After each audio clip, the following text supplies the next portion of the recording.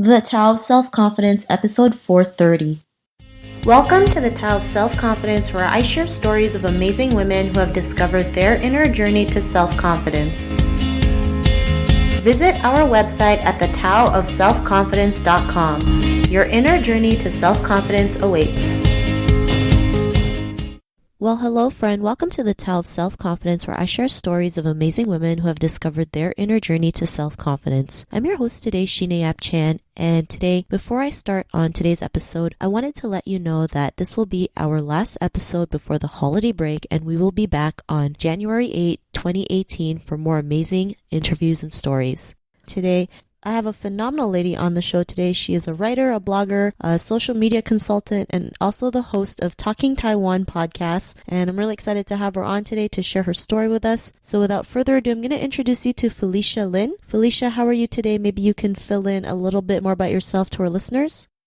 Okay, great. Thanks for having me on the podcast, Sheena. Yeah, so basically, I was born in Alaska and I grew up in Canada. And at this point, I've spent my life living in 3 different countries that have really shaped who I am. Canada, because that's where I spent my formative years. While I was born in Alaska, I moved to Canada before I was even a year old. And then later, I went to the States for university and ended up living in New York City after graduation. Growing up, I always had a really strong sense of my Taiwanese identity. And my parents always told me to be proud of being Taiwanese and that we were not Chinese. I think they really did that because they didn't want me to be confused and also not to let other people confuse me or my sister. You know, because back then, and sometimes we still get this question when people say, oh, you're from Taiwan. Isn't that the same as China? Isn't Taiwanese the same as Chinese? And the answer would be no, we're from Taiwan. You know, it's a very simple thing. My parents were born and raised in Taiwan. They didn't have any personal connection to China. And, you know, it doesn't even have to be a political reason. You know, being Taiwanese, it's just where they came from. And I had this really strong sense of my Taiwanese identity because of this, and also because of other things that happened to members of my family and that I've been through. And that really led to this deep curiosity that I have about Taiwan, which is why I've always been involved with the Taiwanese American community. That's also part of the reason why later on I ended up deciding to move to Taiwan, and I was there from 2001 to 2007. Awesome. Well, thanks for sharing that. And Felicia, what's your favorite self-confidence quote? The quote that comes to mind, it's not exactly a self-confidence quote per se, but it's a quote that I really love from this author, Gay Hendricks. He's the author of this really great book called The Great Leap, and I recommend that book to anybody who's thinking about how to get out of their comfort zone and really reach all of their goals. In the book, he had this quote that he recommended that people say to themselves and think about. The quote is, I expand in abundance every day as I inspire those around me to do the same. For me, whenever I hear this quote, it really reminds me that I have a lot of great things that I want to accomplish, and that every time I take steps towards achieving my goals, I'm also being an example for other people in my life, other people who also have really lofty goals that they want to accomplish. So I think through my example of my friends seeing me pursuing my goals, and it gives them some hope and some confidence to reach their goals as well. And at the same time, when I think of that, it gives me the confidence, encouragement to keep going to reach, all of the things that I'm trying to achieve. Awesome. Well, thanks for sharing that. That is a really great quote that you mentioned. And in your own words, how do you define self-confidence? For me, self-confidence is really knowing that no matter what, no matter how bad things seem or they get, if I'm feeling depressed, disappointed, heartbroken, or if I feel like a failure, or if I just feel lost, I still know that somehow, some way, I will pull through, that things will get better and I will figure things out. It's really the sense that I'm strong enough to get through the worst, but it's also being strong enough to know that you don't have to be alone, you don't have to do everything alone, you need to be strong enough to know when to ask for help from someone else and to admit that you don't know something. Thanks for sharing that great definition. And what was your life like before your discovery of self-confidence?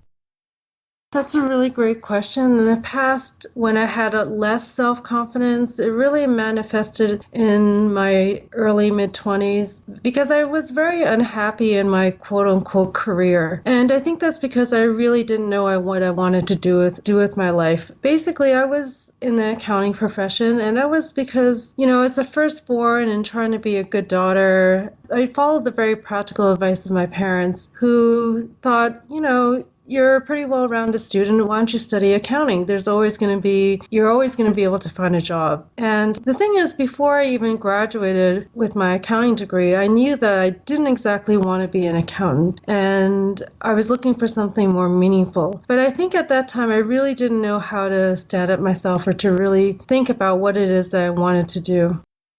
Thanks for sharing that. I think that's something as Asian, women and Asian children we go through, right? Especially, trying to be the good daughter, right? Trying to just obey what our parents tell us to do. That's a common profession, being accountant, a doctor, a lawyer, right? Strive to be things like that for our parents, and because they think, it's what will help us in the end. And sometimes it's not for us, right? Sometimes we know there's something more out there, but we're also scared at the same time because, we're, I guess, brought up sometimes to fear the unknown. And, what was that point in your life where you realized you were more than just, what your career was? You can go out there and be the person that you are and start blogging, start writing. What was that aha moment in your life?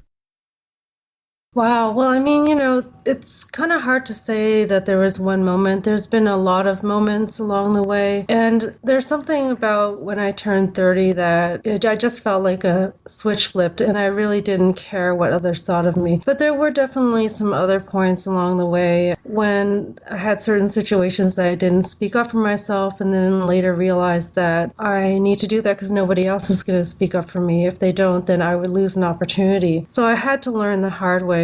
But the biggest thing that happened to me that helped me to gain self-confidence was probably during my mid-late 20s. I was completing my master's degree in psychology at the time at NYU, and I was actually engaged at the time. I was going through a lot of stress planning for my wedding, and everything started falling apart. The engagement broke up. I was actually experiencing symptoms of hyperthyroidism, which I didn't know at the time. My relationship with my parents was very strained. And can't imagine all these things bombarding me at the same time. But what did I learn from the whole thing? Well, number one, I learned that I could survive. I would get through the whole thing just fine, which I did eventually. Two, that I need to live my life for myself and not do what others thought of what was best for me, like with my career and doing accounting. I just knew that I was very dissatisfied and I had to take a long, hard look. And it made me really think about my relationship with my parents and how I went along with what they thought was best for me. And don't get me wrong, they had the best of intentions, but I had wanted to study journalism or English, but it didn't seem the practical thing to do, so I wasn't really encouraged to do that. And going through all this, I realized that I really couldn't live by somebody else's standards or expectations. And so I actually made a kind of what some people would consider a kind of extreme or a very unpopular decision. I decided that I needed to just leave New York. It was just a very difficult time after going through the breakup, and I was finishing my master's. I wasn't really sure what direction I wanted to go in. So I actually ended up deciding to go back to Taiwan because I really wanted to go back to my roots and understand a little bit more about Taiwan. So some people thought I was just running away, that I didn't really have a plan. But ultimately for me, going to Taiwan was a really, really important time. It was a time of self-discovery. And it really made me think about what I wanted to do. And I had always wanted to write. And I started blogging, mostly as a way for my friends who are not in Taiwan, who are in the US and Canada, to know what I was doing and how I was. But I remember before I started blogging, it was really kind of scary to me. And you really have to think about the time then. This is like the early 2000s, before we had any social media, before there was Facebook, Twitter, Instagram, any of that. And so blogging was the social media of that day. And, I was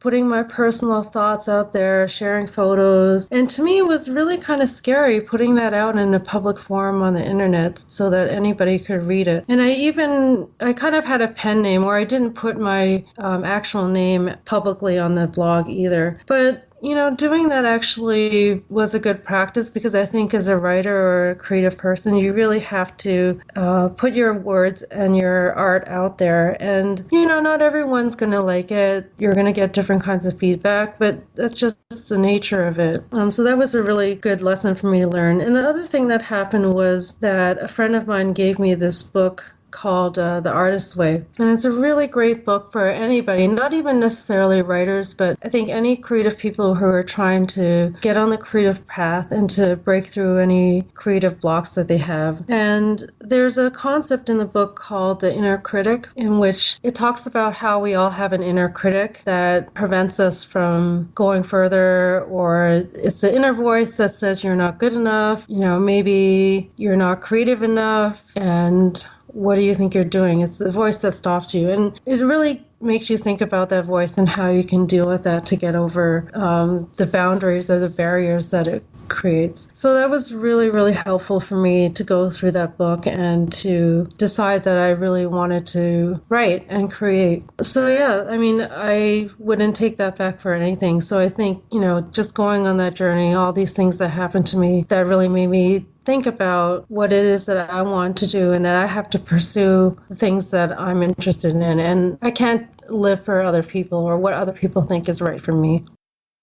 Thanks for sharing that. And, a lot of us do that, right? We try to live for other people, not realizing that it really hurts us. And if we just go out there and live for ourselves, we can still do that and still be able to inspire others and help them along the way, be able to realize their true potential in the process. And because of your realizations, what's your life been like now? Well, these days I'm not really that concerned with what other people think of me, and I also don't blindly accept what others think is best for me. For example, if someone says, I think you should really do this, or they give me advice, it's not that I'm not open to it. I am certainly very open to people's suggestions, but I will reflect on it and decide if that's in alignment with the things that I'm trying to do in my life and the things that I'm passionate about. And I'm also very intentional about the things that I do and the choices that I make. Thanks for sharing that. And to the woman who's listening to your episode, she may be in her own journey of self-confidence. What would be that one tip you would give to her? I'm not sure if I have one tip, but I have a couple things to say. Like, first of all, I think it's a constant process, and that you shouldn't be afraid if there's something that you don't know or you're not sure about, and that you should always take the approach of trying to figure things out and to see how you can improve yourself. So for me, I tend to be a more introverted person, but I've had to deal with that a lot. And especially when I'm in a new and unfamiliar situation where I don't know anyone, I feel that tendency coming out. So the way that I've learned to deal with that is just by being aware of that and trying not to feel so self-conscious when I'm in situations like that, and focusing on connecting with other people and the people who really seem to be genuine and genuinely interested in getting to know me or having a conversation with me. If I do come across people who are not so receptive, then, I try not to take it personally, and then I'll just move on. And the times that I do realize that I don't feel so self-confident, it's usually because I feel insecure about something. Like if I'm in a situation and I need to defend a position and I'm not secure about what to say because I don't know enough, or I feel like I don't know enough about a particular topic, or if I just don't know what my options are, like if I'm in a kind of a sticky situation. So in cases like that, what I'll do is I will consult other people or do some research, try to get informed and educated. And I think it's so important to do that because we don't know everything, and there are always ways to find resources and solutions to solve problems. Awesome. Well, thanks for sharing those amazing tips, Felicia. And if our listeners wanted to get to know a little bit more about you and what you do, or check out your podcast, is there any links or social media profiles we could connect with? Yeah, absolutely. My personal website is my name. It's just www.FeliciaLin, FeliciaLin.com. And you can certainly find me on social media for sure, on LinkedIn and Twitter. I'm probably most active on Twitter, but sometimes, DMs are a little bit spammy. My Twitter handle is Felicia Lin. It's spelled Felis like Sam, Halin. My Instagram handle is the same, Felicia Lin with an SH. I also have a Facebook page as an author, so that would be facebook.com/Felicia Lin author. And if you want to check me out on my podcast, that's www.talkingtaiwan.com. And finally, I do have a long-term book project that I'm working on that's related to Taiwan, and the website for that is www.subing.com. Awesome. Well, thanks for sharing that, Felicia. And to our listeners, if you want to connect with Felicia, you can also head on over to thetaoofselfconfidence.com and search for Felicia's name. Her show notes will pop up along with everything else that we talked about. And I just really want to thank Felicia for taking the time to share her story and tips with us on self-confidence. So thank you so much, Felicia.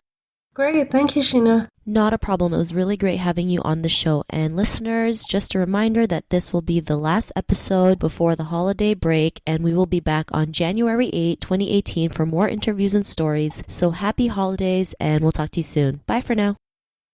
Thank you for tuning in to another amazing episode of the Tao of Self-Confidence. Want to learn how you can use podcasting to market your business? Download your free report by visiting our website at thetaoofselfconfidence.com. Your inner journey to self-confidence awaits.